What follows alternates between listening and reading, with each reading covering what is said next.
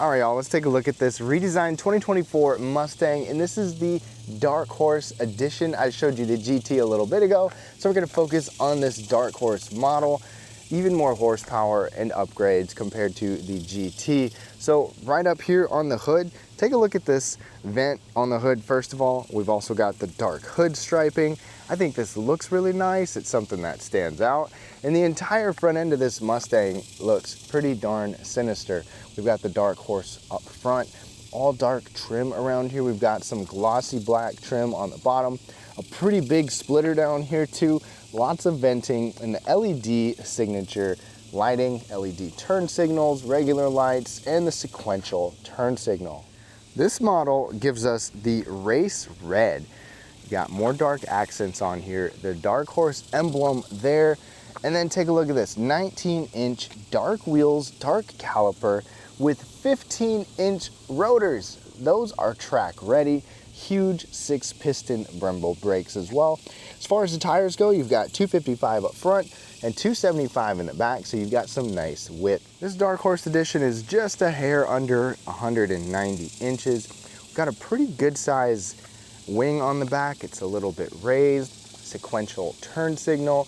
Another cool thing is we have the Magna-Ride damping suspension for even more performance, the 3.73 Torsen differential as well, and the active valve exhaust. So you can not only have a great sounding exhaust, you've got 4 outlets down here, but you also have control over how loud it is and what it sounds like. Now, getting into the trunk, you can open it with your key fob. There's also a little button right under there you can push or open it from the inside as well. And space is actually better than what you'd think. The opening isn't massive, but I mean the width right here is actually pretty good. So you can accommodate more than what you'd expect, making this car more practical. We've got part of our B&O sound system right over there, but you get 13.5 cubic feet, plenty for cargo, groceries, stuff like that. No problems with this.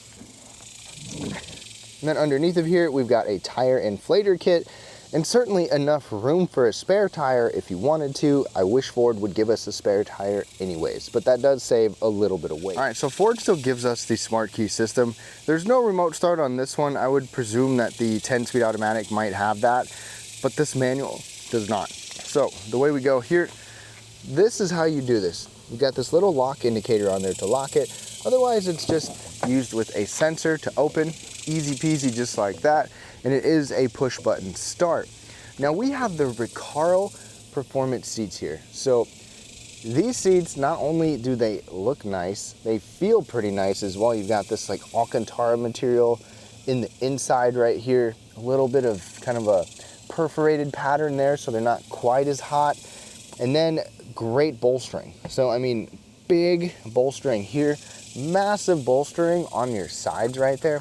The seatbelt really doesn't stay in there when we put it in there, but you can strap down through here, and I think it just looks nice. It's a manual seat. It is manual height adjustable and reclining, no tilt, no power lumbar or anything like that. Even the steering wheel gives us a Dark Horse emblem. Just to remind you, you've got good motion with this, telescoping, good tilting motion there as well. The only thing here is that with these seats, they're not heated or ventilated. The one plus side is that you will have a heated steering wheel option right there, and the steering wheel is nice. So I like the grip on here. It's leather wrapped. You've got the stitching on the inside. It's kind of funny how it's blue when the car is red. You think that they would change that, but it is a flat bottom wheel. Got this nice trim on here, and it just is fun to hold on to. Obviously the back seat is typical Mustang, definitely crammed. Children could fit, but obviously not the main intention. Let's go ahead and start it up. Push button start right there. Sounds fantastic. And this is even the quiet startup. You can tell when the vehicle is on the level of the exhaust with that. There's a little mute icon above the exhaust. We'll go through that in just a second. But quickly through the interior here. We've got nice soft material here. This is like a fabric material. You've got this kind of, you know, maybe leather, maybe leatherette type material down there. Even up top is soft. You have your arm hanging out the window with just a tiny little storage bin as you'd expect. So Ford gives us a massive screen right there. I mean, take a look at this. You see my reflection. I am sorry about that, but a lot of information available on here. You can change everything that you see in the middle. It is digital completely across the screen. You can even customize what kind of stuff you see on here. And on your steering wheel, if you push the steering icon, you can adjust how aggressive your steering is. So you can go into sport mode, normal. I honestly just keep it in normal. It feels pretty good, but we can change that as we go. Lighter steering, just depending on what you want. Now, in order to change the exhaust, there's a little button down here. You push the little pony icon, and then boom, we've got quiet, normal, sport. Once you get going, you can definitely tell, and track mode. So that will also change on the screen right there, depending on what you're in. To change the drive mode, you've got this mode indicator over here. Then you press that, it will slowly, it's very slow, slowly toggle through normal, sport. You have a track mode, even drag strip mode, slippery conditions, or a custom mode as well. I do like how you can do it on the steering wheel, but I wish we had just a quick one touch to a custom mode or a sport mode instead of toggling through slowly. But you also get a lane keeping system, you get radar cruise control on here. So I mean, you're pretty much set. And then look at this big display over here as well. When you push this button, this is where you can really customize and see more about the Mustang aspects of it. Not only do you have the exhaust right there, you can even change, the cluster theme right here, so you can have it be more calm, track oriented, sport, normal, or you can have it match the drive mode, which is what I have done. So you'll see that change as we go through our drive modes while we're driving. We have track apps on here. So look at all these things that you can see over here on the left, even on the right, and it talks about drift brake. This is unique. So this is an electronic parking brake, but they call it a drift brake as well. You just press down to release it.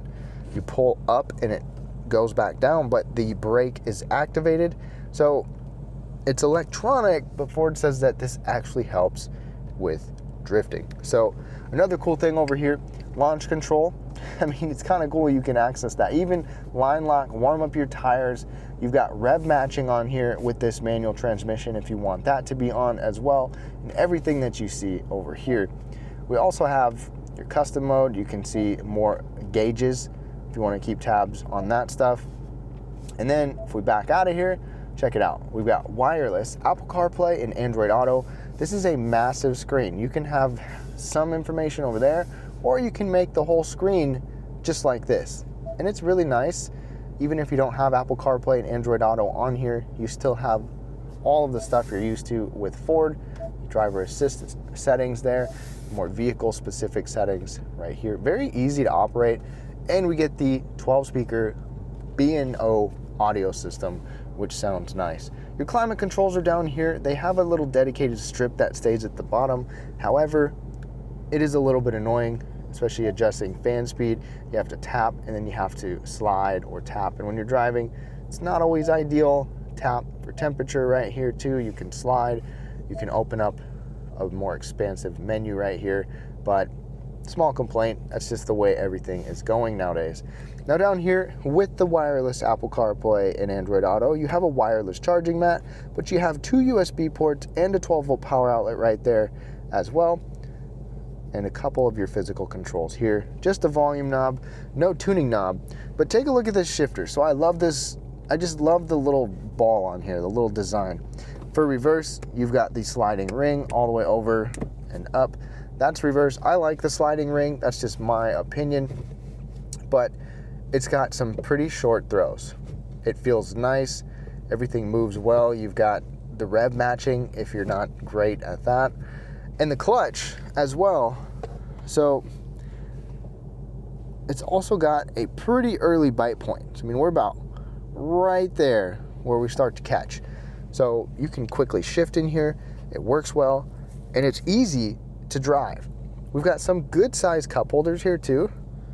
My big old mug fits in there just fine, and it doesn't actually get in the way that much of shifting. That's something that bothers me with manuals, especially if these are the only cup holders, but I can keep my cup here and not be bothered by it. The armrest is rather small, more blue stitching in here. The little tab to open it is tucked back here, kind of annoying. Open it up, 12-volt power outlet, and just a little bit of extra storage in there. You know, plenty for what the Mustang offers. Over here, more Dark Horse branding, locking glove box, which is always nice to see as well. Up overhead, we get an auto dimming rearview mirror here. We even get LED interior lighting and a sunglass holder up here. No moonroof in this model.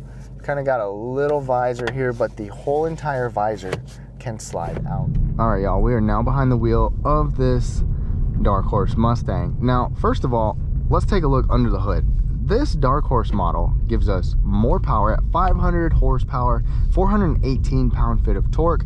So the horsepower is only 20 more than the GT, but still a bump nonetheless, a little bit more torque. The Mustang comes with a 6-speed Tremec 6-speed manual transmission, which we have in this model, or you can get the 10-speed automatic transmission. Obviously, personal preference. I've only driven the Tremec in this Mustang, and it has done fantastic. Not only is it easy to drive, it shifts nice, it's got nice short throws, it sounds fantastic. You know, it feels very similar, sounds very similar to the GT that I drove, which also had the manual and also had the active valve exhaust. The combined miles per gallon is actually the same, 17 mpg with that GT and this manual transmission. You get a +1 with the automatic, and this actually has a little bit higher redline, 7250 RPM for the redline. You can rev this thing out, and with the naturally aspirated 5-liter engine, it sounds fantastic. We'll go through the drive modes, we'll go through the exhaust sounds, and I'm not going to do any, launch controls with this, nothing too crazy, just a heads up. This also does have, if you're sitting at lights like this does have a brake hold function. You can turn on, let's see here, you can turn on the screen, go over to features, go over to driver assistance, and if you'd like, sometimes with a manual it is nice, turn on the auto hold, let go of the brake. All you got to focus on is controlling that clutch. So right now the exhaust is in just like the standard, the normal mode. Drive mode is in normal mode, and you can still hear the exhaust pretty good. I think it sounds pretty nice, but we'll change the drive modes in just a second, change the exhaust, probably even roll the window down, see if we can listen to it a little too. Now we're still in just normal mode here, or normal exhaust mode.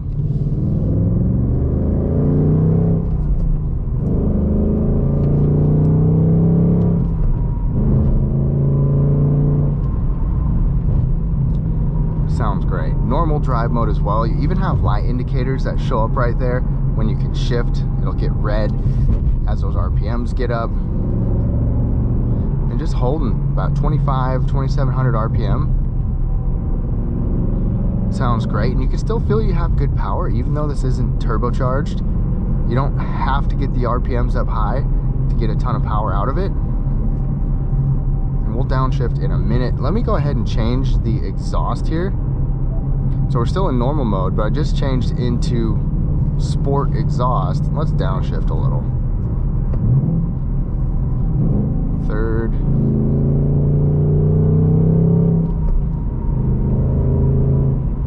Oh, it just sounds phenomenal.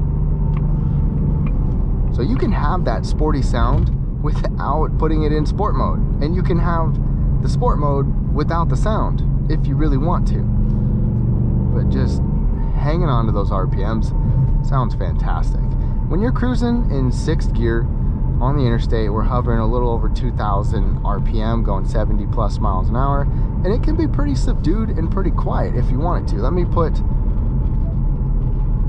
just put it in the quiet exhaust mode, and you don't hear much. Not inside the cabin. It's definitely not amplified like the other sounds. You can still hear it if you have the window down or if it's pretty quiet. Let me actually roll this window down a bit here. Put it back into, I'm gonna put us in sport drive mode, in fact. Sport mode, downshift a little.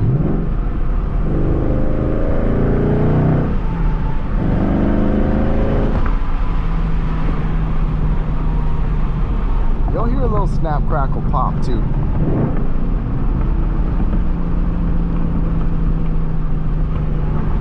So if you get the convertible, which you can get Mustangs in convertible still, just know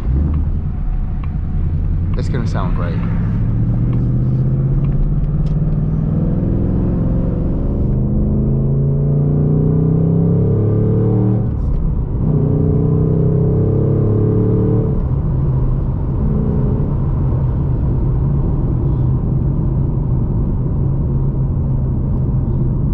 Hope you can hear the way everything sounds.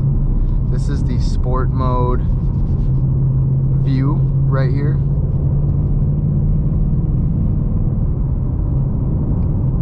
Putting us in track mode now. We are in 5th gear. Let's check the rev match here. Down to 3rd. It's cool because it actually has the first through 3,000 RPM shrunk, and then it expands it, so you got the red line right in the middle.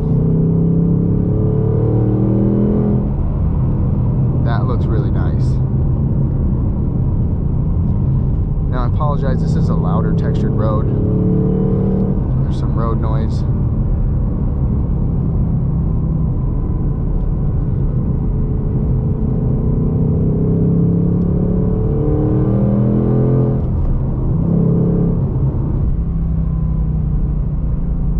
Gear, it just sounds so nice. It feels good. So I'm gonna also change, you know, as you adjust things, like in track mode, it turned off our traction control. I'm gonna go back into, let's say I'll go back into just normal mode, but I can still change the input of the steering. So I put it in sport mode, things will become very touchy, essentially. It gives you very quick response. It's a responsive steering mode.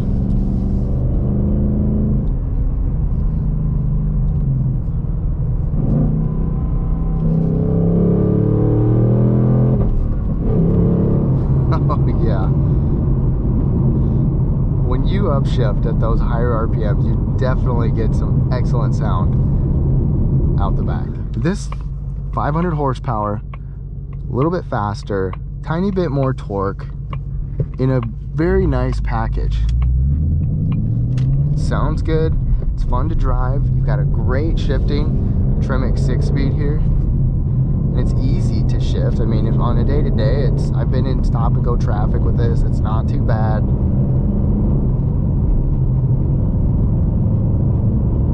It's about all you can ask for in a Mustang. Fun to drive, great looks, the attitude of a Mustang. It just drives nice. One little squabble and complaint is that on a rough textured surface like this, I have heard kind of little creaks, little rattles. Nothing too much. Like right now I hear a little bit coming from over here somewhere, but hopefully you don't got to drive on this kind of a surface. But let's go ahead and wrap things up. So to wrap things up on this Dark Horse model, it is a fair bit more expensive than the GT model, but this looks sharp. It has more power. It's got more braking performance and upgrades overall. So let me know below if you would go for this Dark Horse model, the GT, or what you think. Thank you so much for watching. Hope you enjoyed the video. Be sure to check out the GT model also in the description below. Have a great day.